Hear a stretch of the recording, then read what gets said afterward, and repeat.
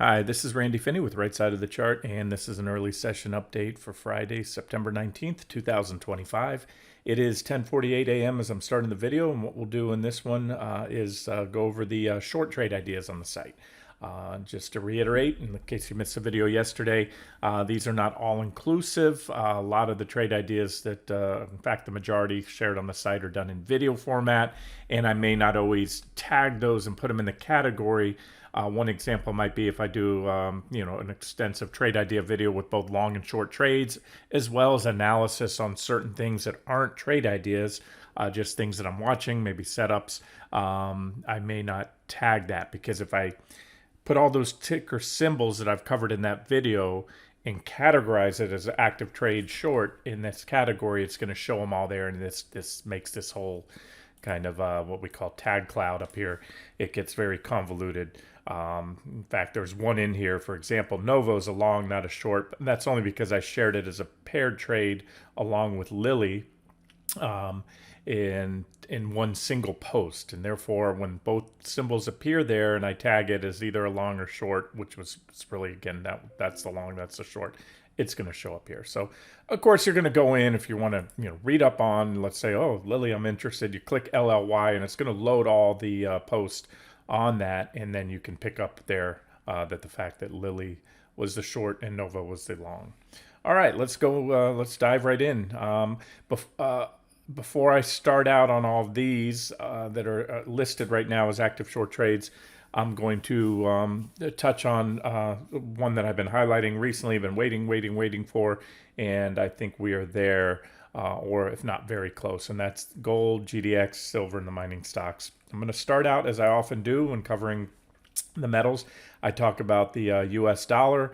To keep this video not going too long, I'm not going to go in to show you the correlations. I've done that many times, and I encourage you to do this on your own. Pull a 10, 15, 20-year chart of the US dollar and overlay it with gold. What you might want to do too, if you have a hard time, if you're not a very visual person seeing correlations, you can do UDN, and that's the inverse dollar ETF. And I can just show you quickly when you put on there and you overlay it with gold. And what you want to look for, they're not going to overlap. You want to look for the trends. See, so gold and the dollar have an inverse correlation. So when I flip the dollar upside down, you're going to see that positive correlation. So this purple line here is the UDN, the inverse dollar going up. That means the dollar is falling. And you can see without, it's very simple.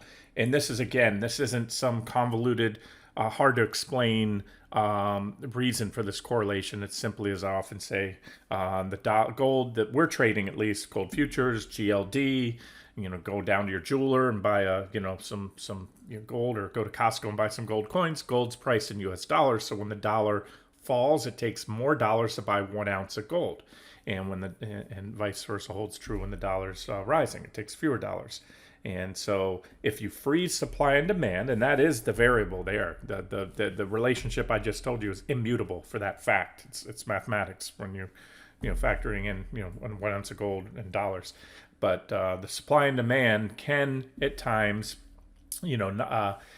take that correlation away. So again, when you look at correlation charts, I just want to say, don't look and think the lines are always going to lap. You need to look closely and look at the trends. Are they, what's happened when they turn, when they have these inflection points, and then you can clearly see it's a virtually immutable trend. Again, with some exceptions, those exceptions being when there's overwhelming demand for gold, meaning a lot of buyers, no matter what the dollar is doing, that can offset that impact, or vice versa, a lot of sellers.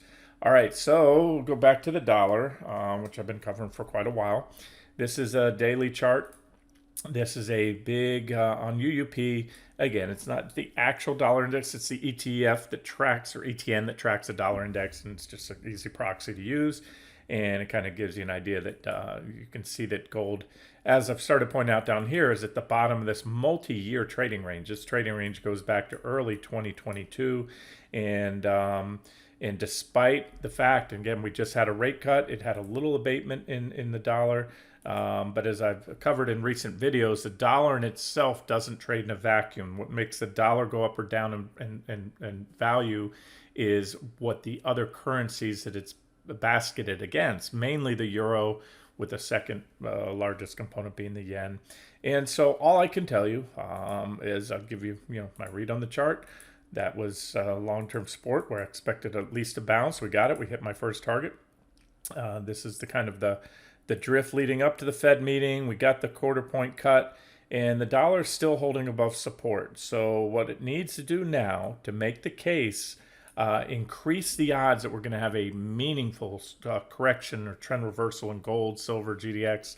You're going to have to take out this trend line. So you want to watch this. There's a downtrend line right here. I believe I highlighted this recently. And if it breaks that, and especially if it can clear this recent trading range right here, it should run back up. We already hit my first target once. That was from this bullish falling wedge breakout. This yellow line was a measured target of the wedge. When you have a bullish falling wedge, you just add it to where it breaks out. Again, I know I'm probably confusing some here. The bullish falling wedge is this downtrend line and this divergence line. There's your positive divergence right there. And that yellow line is a measured target. So that was already hit. Check. So that means if we get up there again, it is still resistance. And it's a very good resistance level.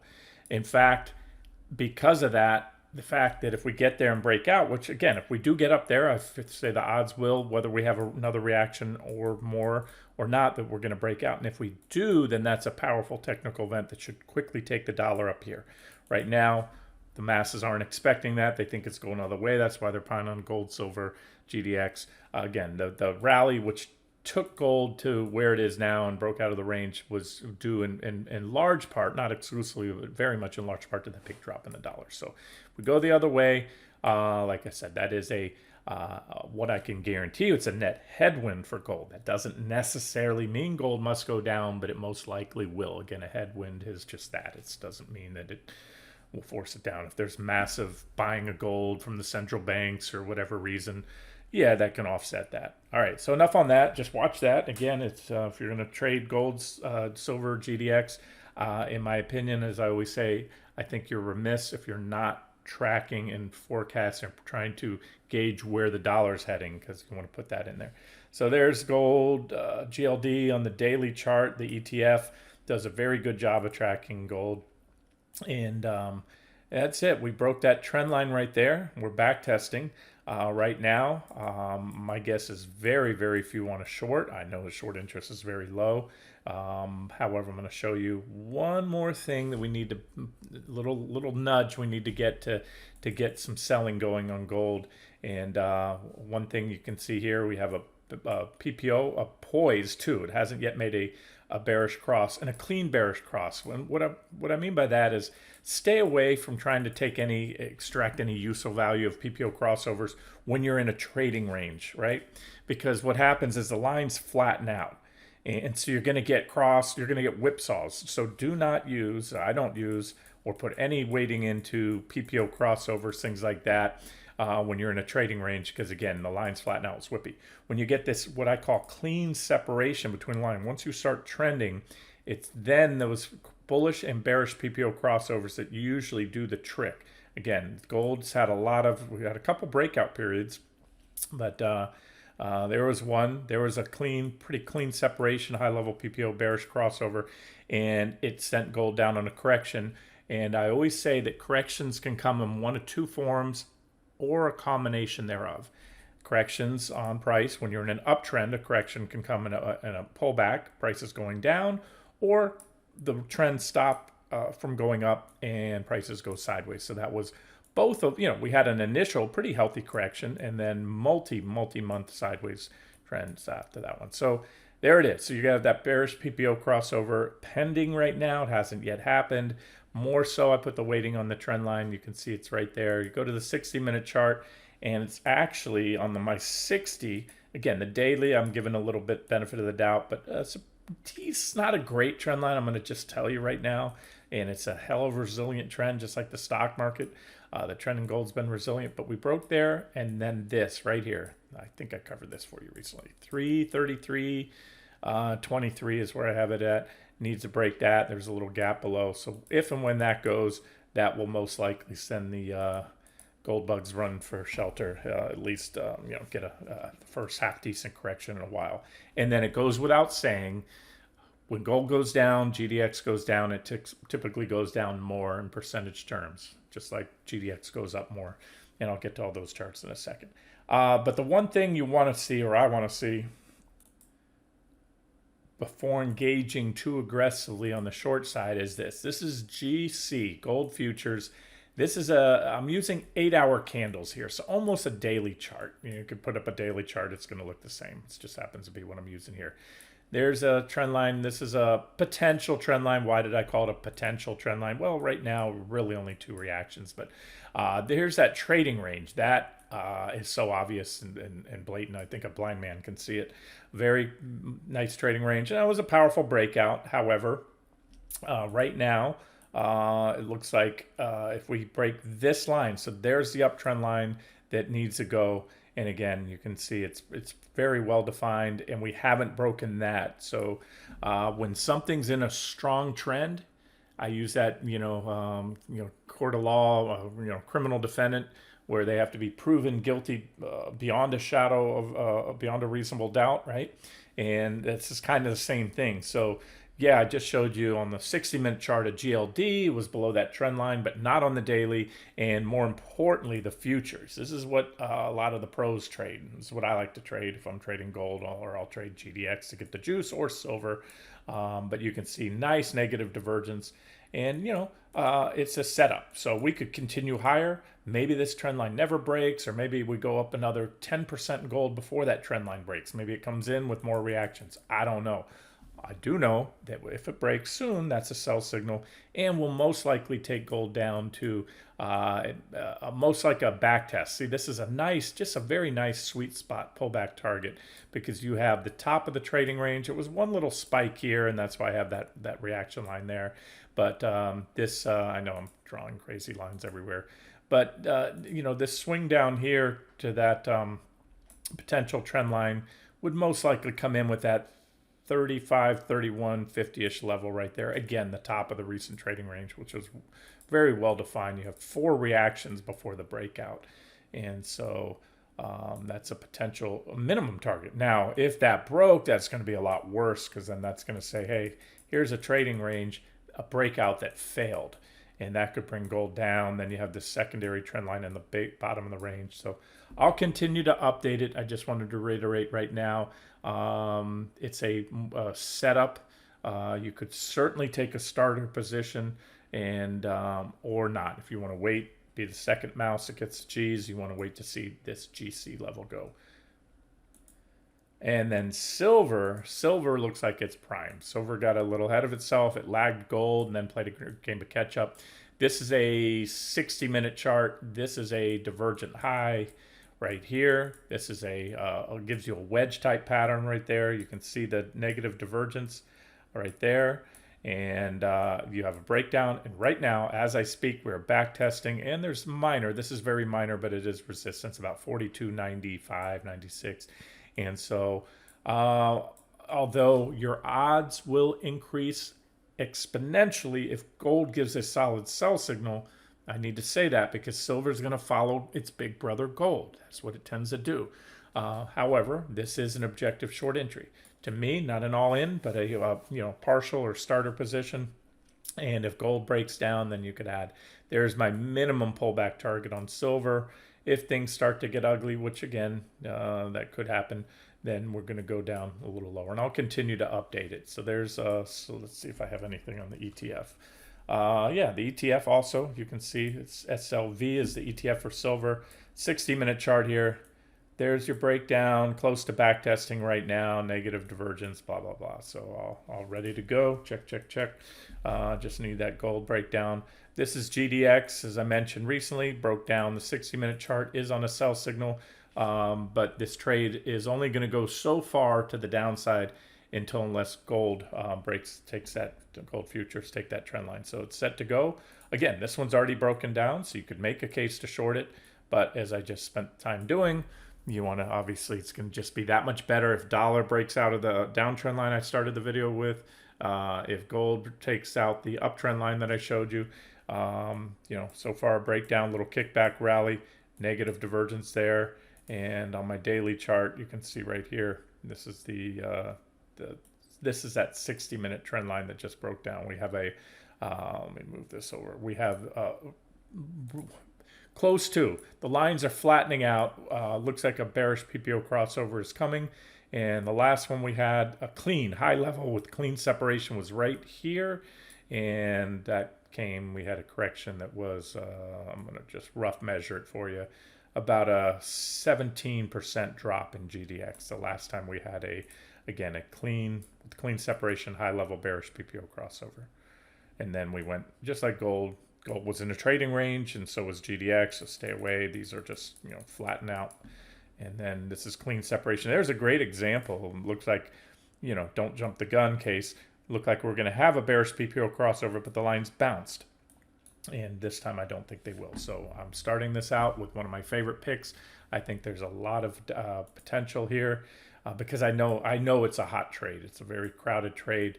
And if I'm correct on my analysis on the dollar, which I may not be, but if the dollar continues up, it's going to take a lot of people positioned against that. They think we have an easy Fed. They think Trump's now, continuing to get his ways by politicizing the Fed, and so that's going forward, not just today, tomorrow, next week, but in coming years. And when everybody thinks one thing and they're positioned on that side of the trade, if it starts to go the other way and the dollar starts to rally, it's going to be that WTF moment for the markets. Again, it's my expectation, but I think it's the majority expects the dollar to continue to drop. I know that's if it's not the overt policy of Washington right now to devalue the dollar, to cause dollar assets to go up. It's going to inflate stock prices, inflate gold, everything else, and help them. That's the one way to strategically default on your bonds. We have a debt problem, as we all know, and one way to continue to manage your excessive debt loads in treasury bonds is to just keep debasing the dollar. So we'll see. And again, that's I think from what I read, the vast consensus. If it goes the other way, then could be a pretty powerful rush for the exits in the metals and miners. So there's your levels to watch. Let's jump back into the other trade ideas. All right. So again, in no particular order. Well, no, I'm sorry. Well, let's do what we did yesterday. I'll just go through here.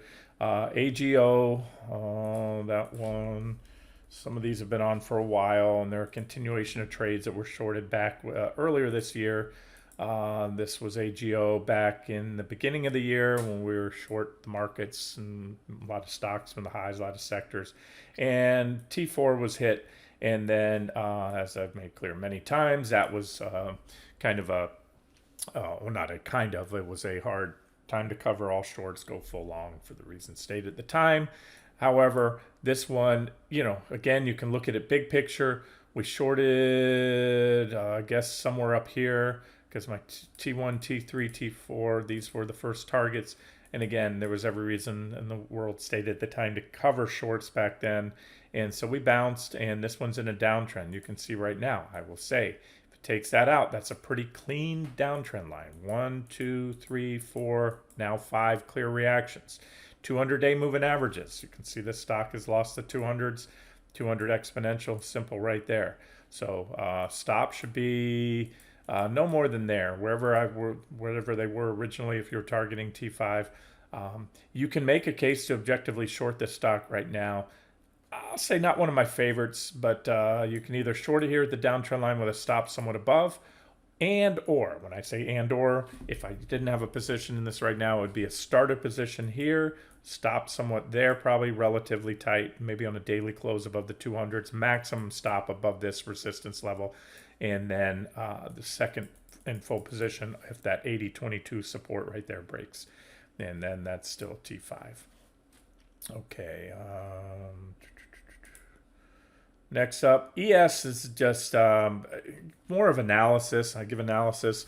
Remember the last QQQ trade was stopped out. So, but then I threw out a new one to you the other day, post Fed, right after the Fed meeting, and I'm going to cover that now. So they're considered one and the same. Whether you want to short QQQ, ES, you typically get more juice on shorting QQQ.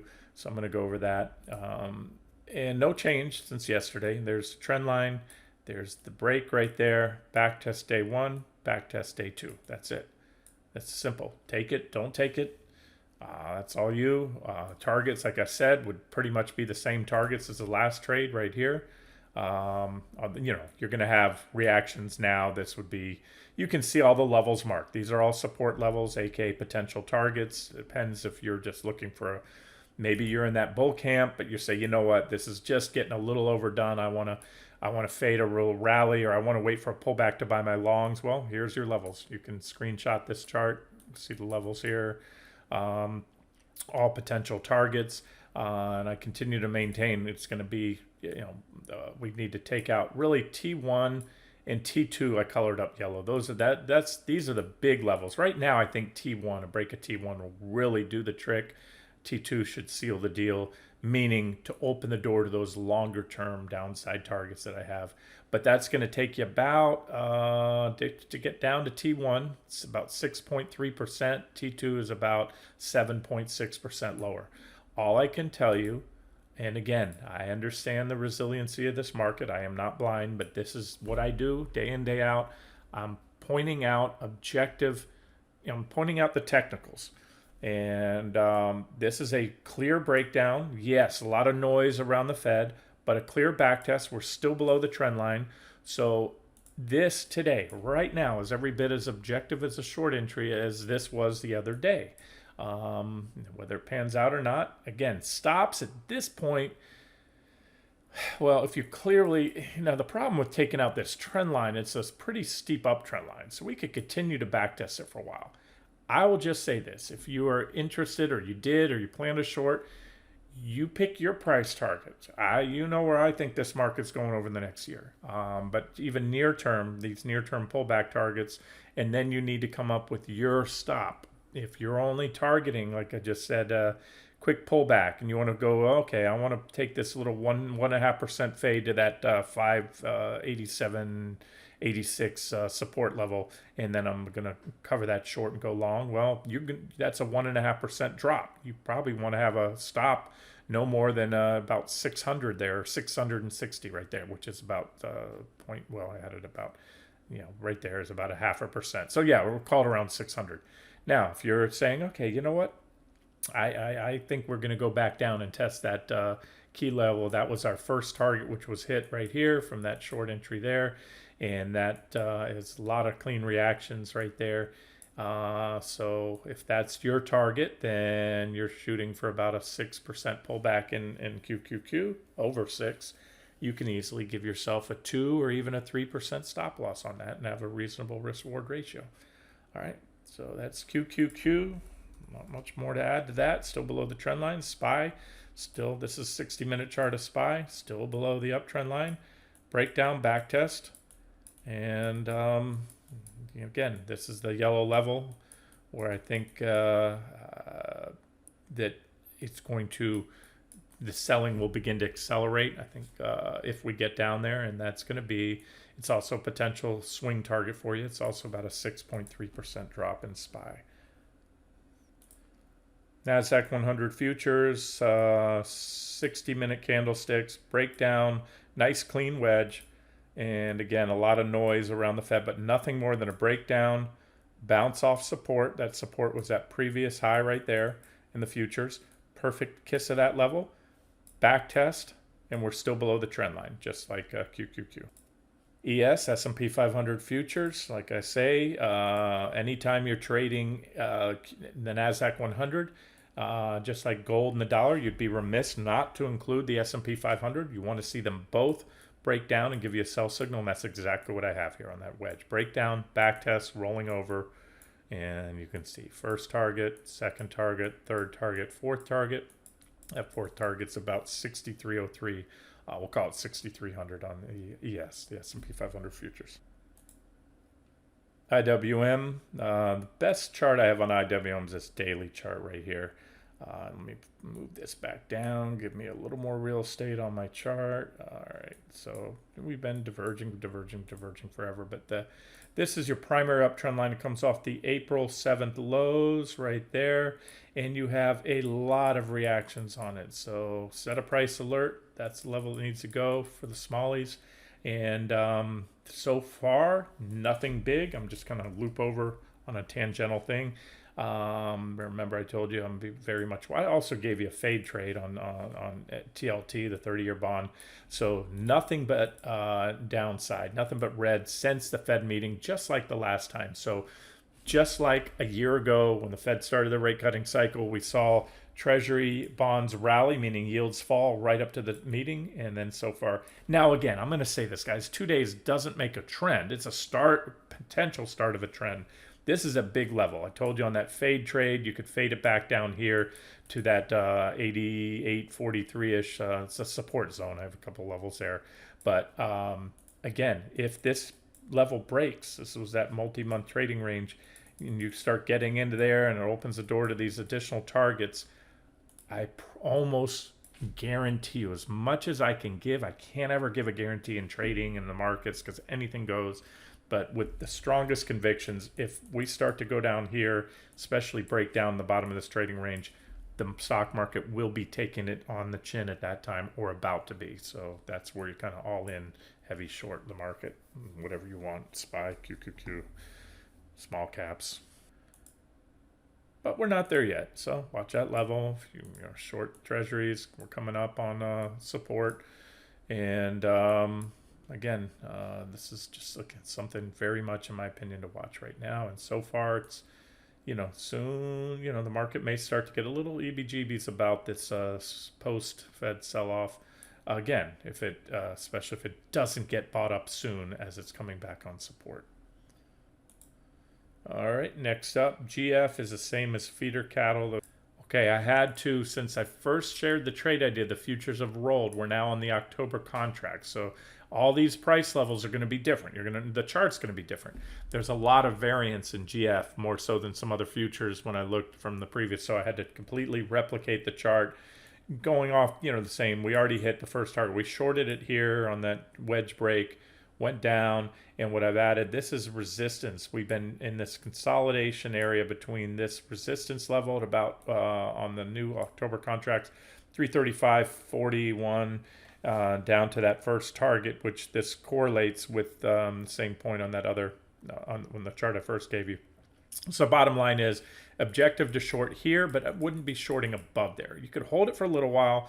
If you entered there and your stop was here, you're swinging for the fences on this one, keep your stop in place, or you can lower stops to protect profits. I can tell you it's an objective short here, but I would not be adding above there. You could sit tight again to wherever your stop is, or stop out if you want, if it goes much above there.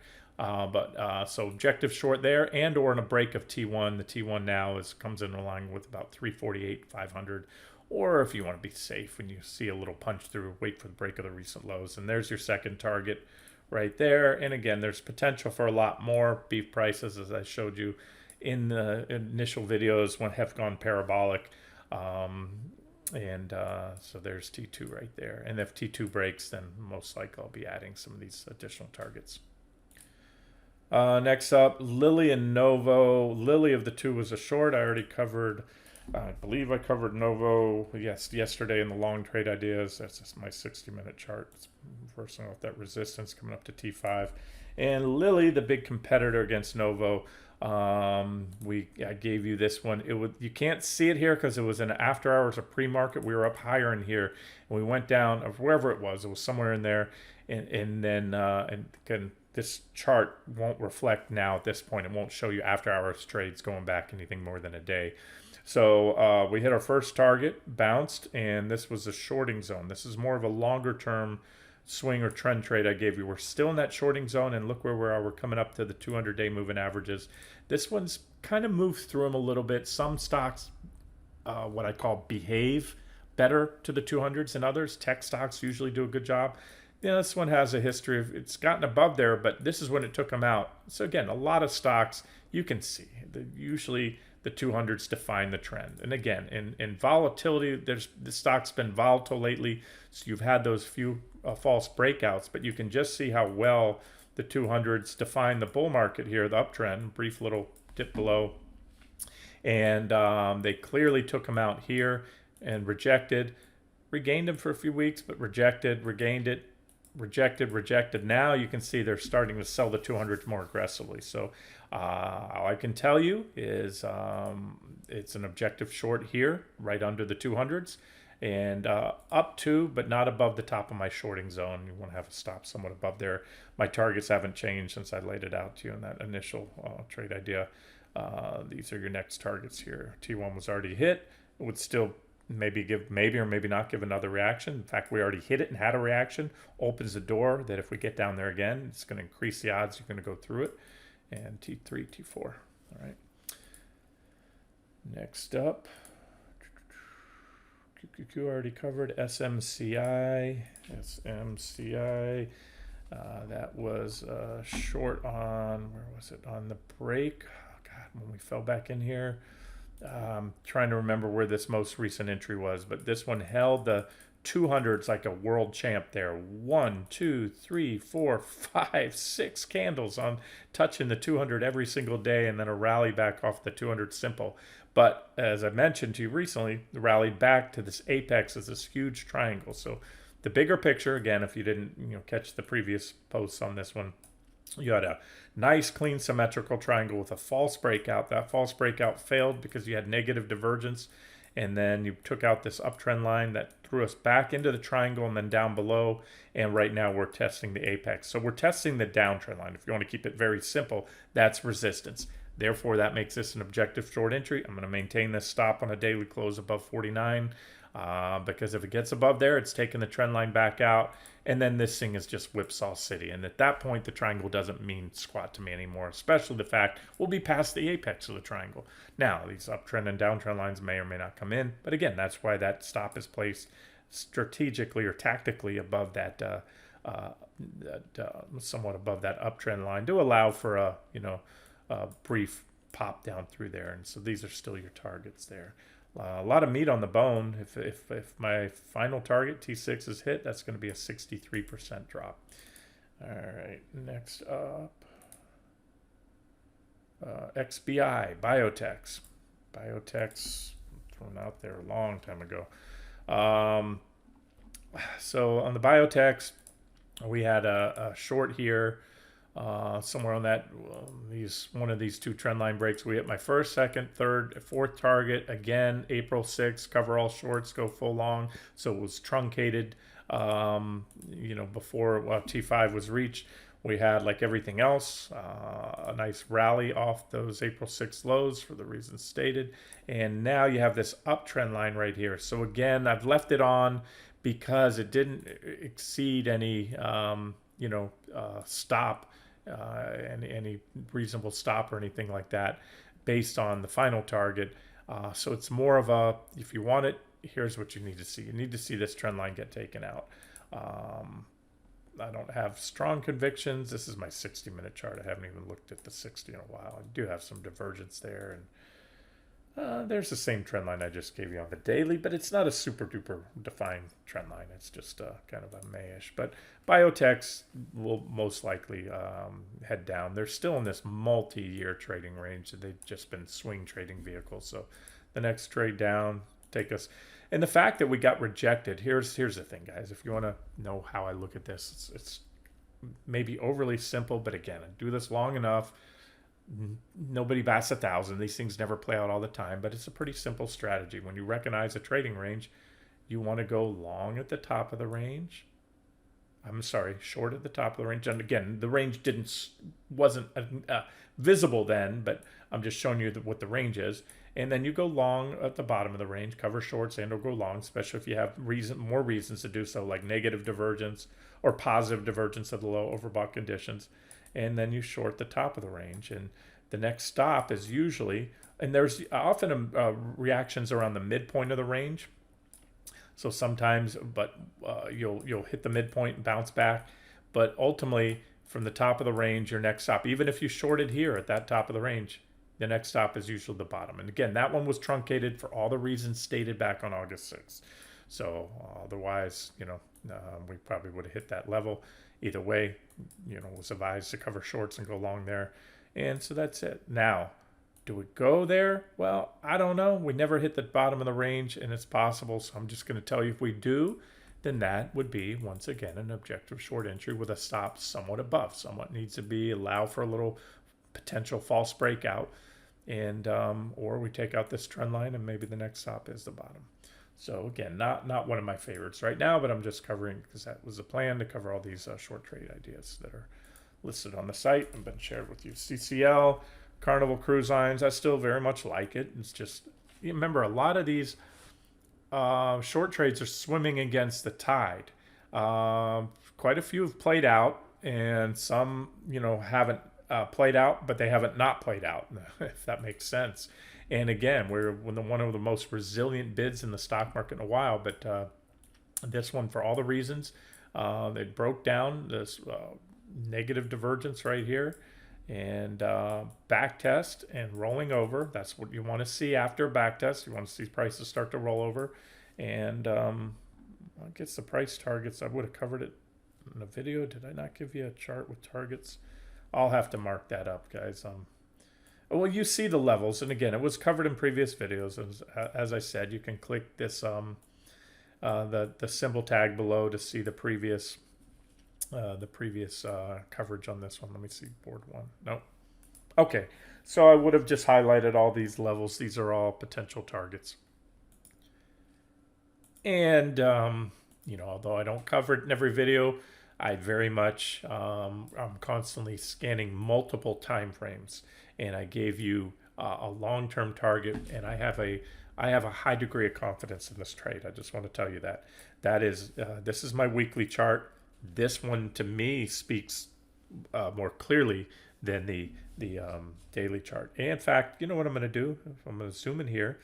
This is what I would have covered for you in the previous video, but see that reaction high? I don't have it quite on there. I'm going to pull that up to that previous high back in 2021, and that's exactly where we're stalling out now. I had it a hair low. Sometimes I'll just zero in when I notice that I'm not precise on my levels, and I'll tighten them up, and that's it. So what I spy with my eye is this uptrend line, which was just taken out. That was again on the daily. A rally into resistance with negative divergence, exact setup you had back here. You're at the same level, negative divergence. My thoughts on the economy and the consumer and employment. So let's just factor that into this very, very much discretionary industry right here, right? Are you going to take a cruise if you lose your job? I doubt it. So you know where this thing's going to go if the economy does roll over.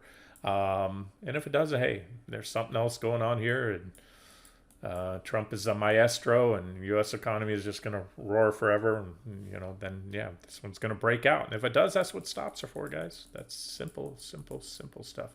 But again, this is just a beautiful chart. You have this primary downtrend line right there. You have a major reaction high. You have negative divergence, just like you did at that previous high, and that's it. And I gave you, for if you're just what I call a longer term swing or trend trader, you want to keep it simple. You have two price targets, and the latter of the two, or the lower of the two, is a 52% drop. So you could give yourself easily, you could give yourself a stop up there and have almost a 2-to-1 RR. I don't recommend that, because if you break out of here, it's going to be bullish. You could take away the divergence. So keep your stops tight, and therefore you have a very favorable RR on this one. And that's, like I said, I have a pretty high degree of confidence that's where this stock is going. If it does, it's going to go there most likely because the economy is rolling over. So like any trade, just keep in mind, it's going to be right or wrong. And it's going to have a much greater chance of playing out if the stock market over the next whatever that time frame is, year or so, starts to roll over. And then sometimes not. That's the beauty. That's why I'm doing these videos, is that right now there's certainly the tape is bullish. The resiliency of this trend, a lot of things are above trend indicators, the markets, all that. And so I continue to maintain that strong preference to trade a long short. If you're going to short, you have to have long hedges. So that's why I did the longs recently. If the trend changes, you can start, having fewer longs or less positions, smaller position sizes if you want to keep those hedges on. Or, you know, the market can, I've seen it do this for 6 months, a year, where it's a bifurcated market. Like right now, it's all AI and tech. That's what's driving the market. So, but there's plenty of pockets of weakness. And so, again, that's why I'm doing these videos. This is just a way to be diversified. And then if the market rolls over, these trades are going to start to play out probably a lot faster. Alrighty, next up, I already covered cattle, IWM, and NASDAQ, PEJ. That and EATS are kind of sister trades. Now, I was on the weekly, and I haven't updated this, so let me just update it here. It's our weekly chart of PEJ. This is the leisure and entertainment ETF, leisure and entertainment sector. And we broke down, we had a sell signal, but like everything else, this little, what I believe to be a last gasp, you know, it's kind of like that dying patient, you know, on the, you know, in hospice or whatever. And then they have that, you sometimes hear they have that relatively brief moment of like lucidity where they're just, everything's kind of good. And all of a sudden they're, you know, you have that good moment and then boom, right after that they go. You know, I've heard those stories. So sometimes you see that with a stock or market. And so, like so many, there were some really nice sell signals, and I give you 4 targets. I still very much maintain. And again, it's the breakdown was right here, that 4th target. In fact, this is where I'm going to give it to you now. This is where I think this sector is going ultimately.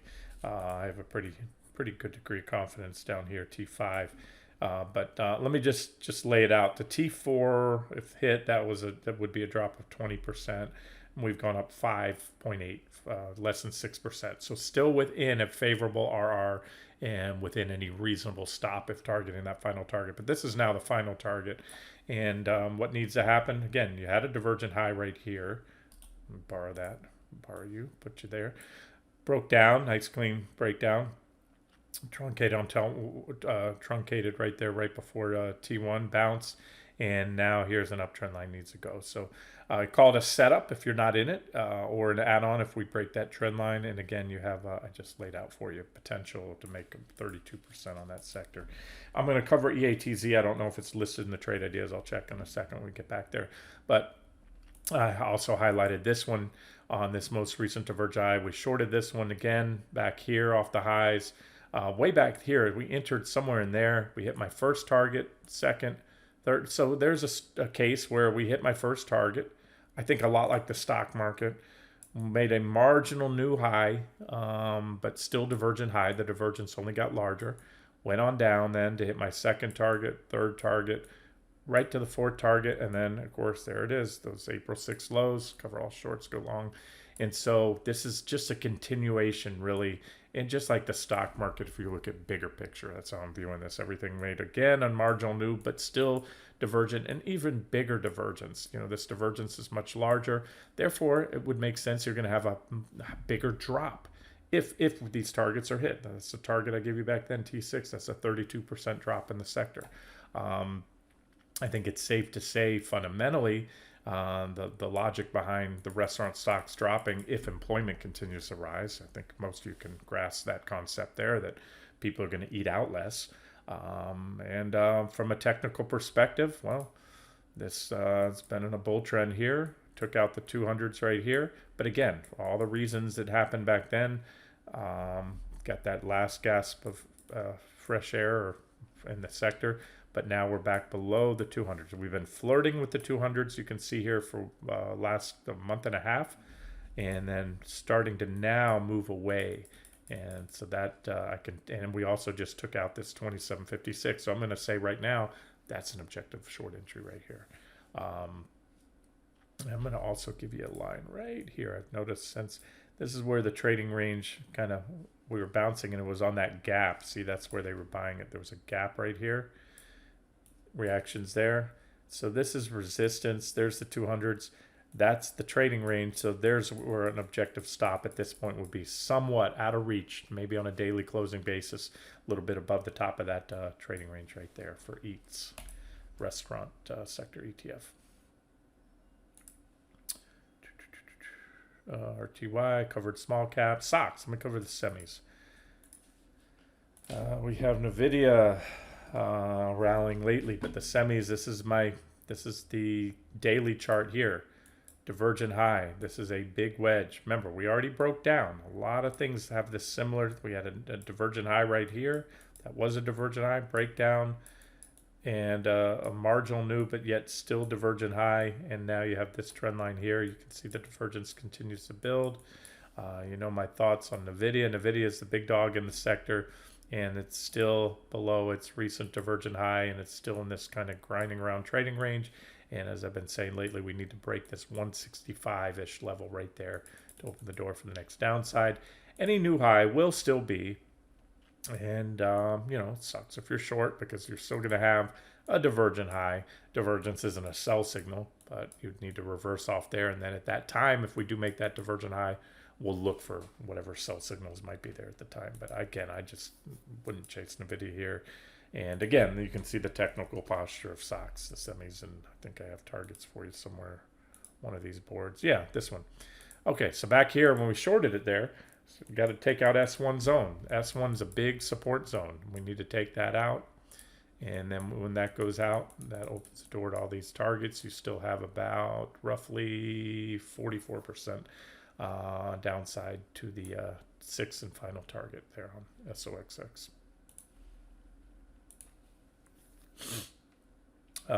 TOST, that one was the short. Where was it? Well, let's do it. Can't even remember this one. TOST. Click on it. It'll load up the all the posts. I've given you 2 updates on it. So we shorted it right here at about 44.21 with a stop over that level, and 44.21, somewhere about there-ish. So far dropped down to hit the 200s. We hit T1, it's about a 12% drop, and it's back to T1. So here's a case where they came in, they've been buying the 200s every single day for over a week now. Bounce back, but it's bounced back to T1. Remember, that's support. Support once broken. We had an initial bounce off T1. We went up to resistance. That was the top of this trading range here. That's the bottom of the trading range was T1. That was another objective short enter, re-enter, or add-on. And when we took out T1, now we bounce back to it. This was support. Support once broken becomes resistance. That's technical analysis 101. Therefore, this is an objective short entry point with the next objective entry to come on a break of the recent lows, because that will have taken out the 200-day moving averages. That will give you to the next target a drop of 11% roughly. It's also going to come in with this uptrend line, so we'll probably bounce again depending on what the market's doing at the time. And then once that goes, then these next 2 targets get hit. So again, another profitable short trade. And you know, if you're able to profit, you know, from majority of these shorts in this market, just imagine how these trades are gonna perform, and the next one's coming up when the tide turns. That's looking forward to that. XRT retail sector. Let me just go here. XRT. This one was, last trade was in here somewhere, and we hit first, second, third target. We put in that divergent low on the April 6 lows, so it truncated that one as well. I'll cover all shorts, go full long, and we've come full circle. New, marginal new high. Beautiful. Let's call this, oh yeah, I gave it to you as a new trade. That was because we covered all shorts there. It was a new trade recently. This is my first target zone. Oh, I added this yesterday. I was going to do this video. Remember, I did the long trade idea, and I've been working on updating these trades, and I was going to cover this. So I gave you, this was the T1. Now that's T2. I've retasked these targets. So you have a beautiful bearish rising wedge right here. I really like this one. Sell signal to come on a break, solid break below that wedge. T1, probably target the bottom of the zone right there. T2, 3, 4, T5 is a zone, but we're probably going to hit the bottom of it when we get down there, and then T6, final target. All right, and that would be a drop of about 35% in the retail sector if hit. Carvana. What you doing, Carvana? Let's check on you. CVNA. Carvana. Right here. The put an island top right there. That's a candle separated by gaps on both sides. And then recently broke this trend line. Give it to you as a short there with a stop on a close above 400. We're still below that stop. And we're simply back testing the trend line now. So we'll stick by that for now. And there's T1. Hopefully we get rejected here soon. What you want to see is an impulsive rejection off that level. And then you have 1, 2, 3, 4 current targets. May add additional ones if that one doesn't get stopped out before then. FITB, Fifth Third Bank. Where are you? Fifth Third, FITB. Little stick save, post-Fed breakdown. May have jumped the gun on that one, but so here's how what I suggest. I don't make recommendations. I'm just analyzing the charts. When the case for this one, well, first of all, we put in this divergent high. There was a primary uptrend line. We broke down. We made what I call a high-level backtest. Then we got rejected. Then we broke down again. I told you to take everything with a grain of salt that happens pre-Fed. I made very, very clear on that. Any whipsaws are very common to be expected pre-Fed, and that's what that was. However, I still like this trade. However, I wouldn't add to it because we're back above the trend line. So that in itself, the fact we had a whipsaw, that's bullish. Now, I still think this one's going to play out based on my analysis on the charts, on the sector. But I can't make an objective case to short it until and unless that trend line goes again now that the Fed's out of the way. So that's that. So we'll just maintain that stop for now. And next sell signal will come on a break below the trend line. And then again on a break below S1 for support. I did S1 instead of T1 because it just wasn't enough meat on the bone to cover there. But once that support level breaks, it should open the door to these additional targets. And then KRE is, like I said, you can either short any one or all or more of the regional banks, or you just short KRE, which is a regional bank ETF.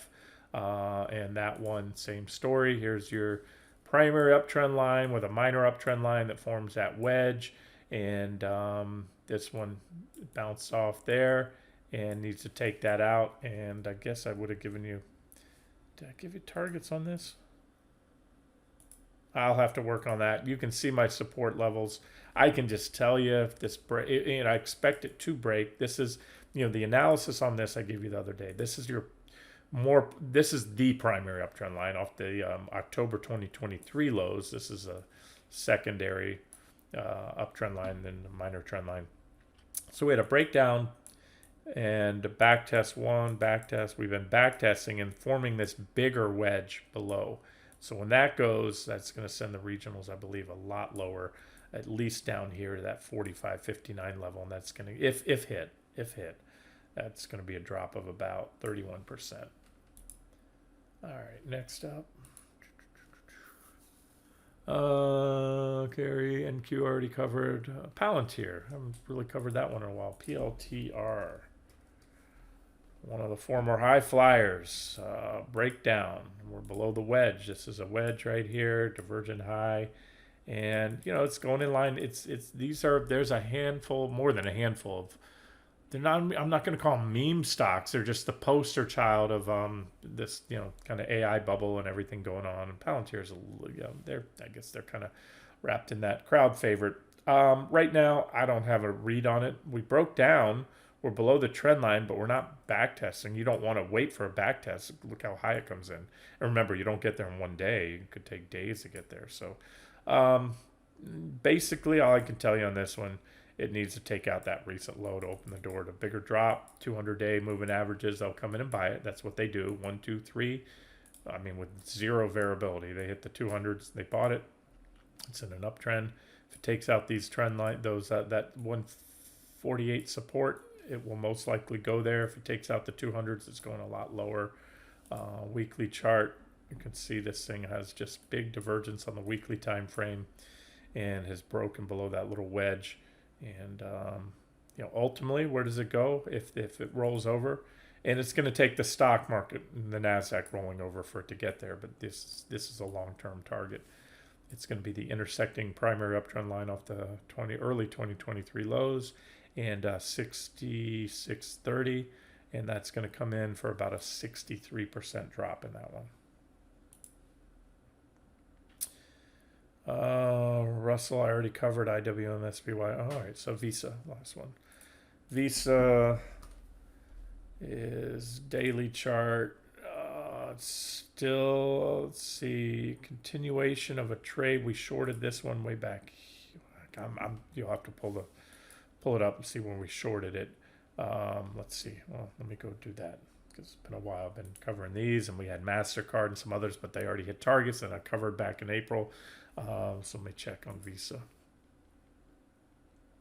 And again, I'll update these. Whether it does, it's kind of moot if you weren't in on that initially. So we shorted right there back on June 9th, and it broke down. We were at 365 and change.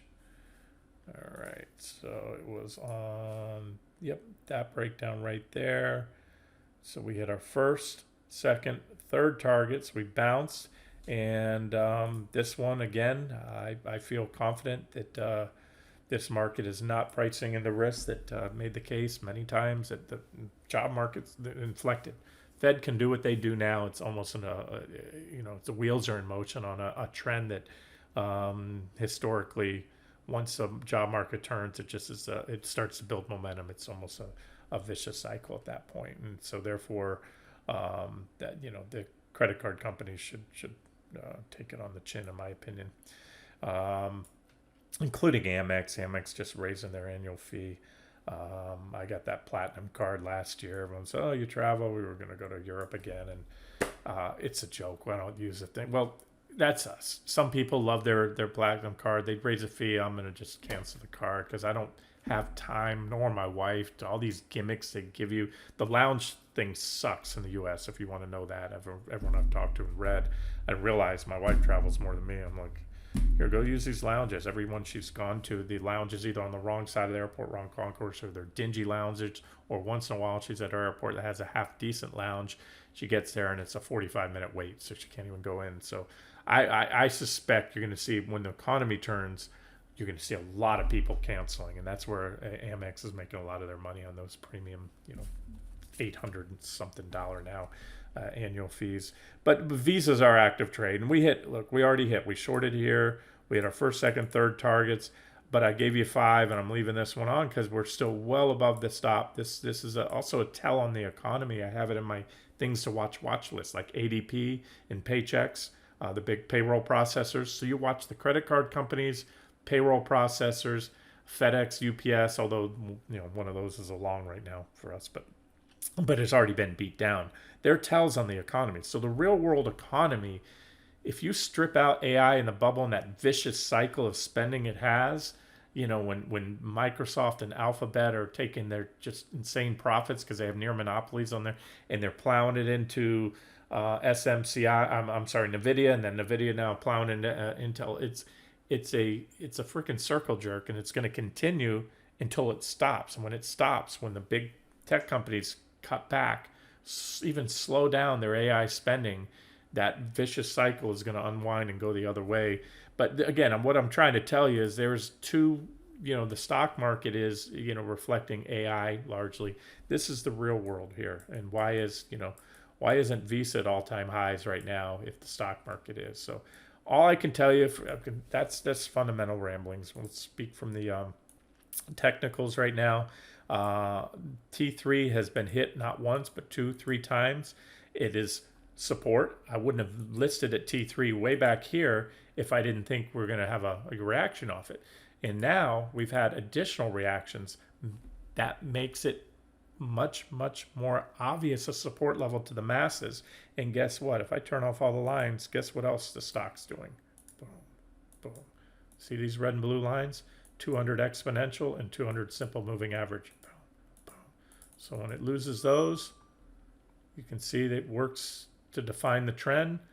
When you're in a bull trend, you buy pullbacks to the 200. It tells you you're in a bullish trend. When you take the 200s out, like you did right here, you're in a bear trend. Yeah, this one, like some, will go through it briefly, but you're in a bear market. You short rallies back. So watch that. So bottom line is, it's very simple. Whether you're in this one or not, if it solidly takes out T3, and I'm going to tell you, do have a BOD, a benefit of the doubt, uptrend line just below. So this is the, and again, I just showed you sometimes you'll briefly take out the 200. So if and when T4 is hit and this trend line, they come in together, once those go, I may add additional targets to this trade. It's going to increase the odds of T5 and T6. So that's going to be, if T6 is hit, it's going to be a drop of about another 14% from where we're at now. But right now, all I can tell you definitively, we're at dual support. We're at the 200-day moving average supports, both the simple and exponential, and that T3 price support I've had. And when I look at the long-term charts, this one's a little mucky. Let me pull that trend line down. That's how that should be. Put in a big divergent high, and you can see again these 200-day moving averages. That's going to be a longer term sell signal when that's broken, and probably take Visa down here to 290. That's going to be a total drop from the highs of about 22%. If things get ugly, I'm going to give you two more targets right now, long-term targets, 254 and 238 for a total drop, if hit, 36%. I think a very reasonable. There was the last bear market, a financial. Oh no, that was after the financial crisis. It fell 55%. After that, you had a wedge and a breakdown on the weekly chart. Similar technicals, divergent high. It fell 33%, 17, 22, 18, 20, and so that's it. Okay, guys, that's it. Remember, this video was a little long, but I covered a lot of stocks. You can always go down in the bottom right-hand corner and click on the playback speed to increase it 1.5, 1.25, 1.75, whatever you can handle, and it'll get through the videos a little quicker. You can also skip ahead when you see them going in order. Every now and then I'll go off on a tangent and cover related trades. You might miss something, but again, that's that. So when I update this today, somebody, Kevin, brought up yesterday that when he went back into the long trade ideas, all the dates were the same. Remember, you can sort by date, but now once I post this video, I'm going to tag it with everything I covered, and that's going to include gold and GDX and silver. And so then you're going to see the dates updated to everything as of today, September 19th. But again, you can always click on, if you're interested in any one particular trade, you can always just click on the ticker symbol, and then it's going to load those all the updates on that trade, whether it was updated by itself, like Carnival right here on the initial short entry, or in a video. So Carnival should have been covered in video sense. Sometimes I might forget to put the tags in there. All right, guys, I'm going to wrap it up here. This has been Randy Finney with Right Side of the Chart. Have a great day.